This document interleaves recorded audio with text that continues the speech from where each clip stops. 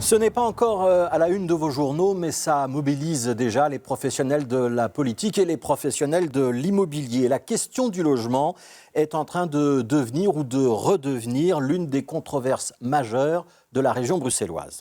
Alors cette question, elle n'a en réalité jamais réellement disparu des radars, mais elle était passée au second plan ces 2 dernières années, d'abord à cause de la Covid-19, bien sûr, qui a tant pesé sur notre quotidien et qui a quand même fait près de 4000 victimes en région bruxelloise.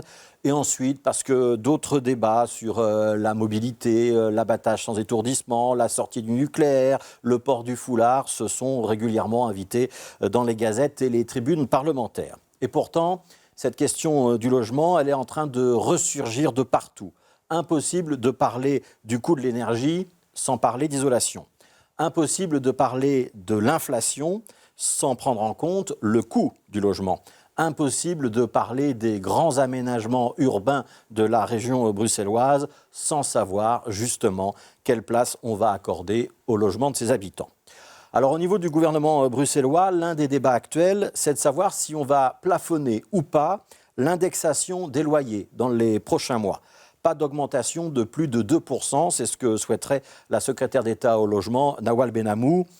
Le parti Défi, un de ses partenaires de majorité, n'est pas enthousiaste, mais les discussions se poursuivent, nous dit-on. Ça s'annonce compliqué, mais pas impossible. Compliqué aussi, alors que ça n'aurait pas dû l'être, le versement de l'allocation loyer.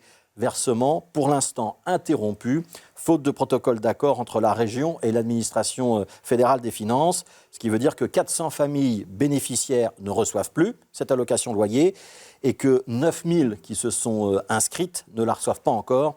C'est ce qu'on appelle un fameux couac politico-administratif.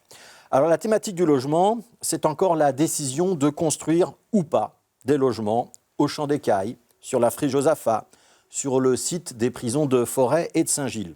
Ou encore la possibilité pour le gouvernement bruxellois de préempter à l'avenir tous les bâtiments de grande envergure qui seraient mis sur le marché pour en faire des logements sociaux. C'est une disposition qui devrait être adoptée par le gouvernement dans quelques semaines.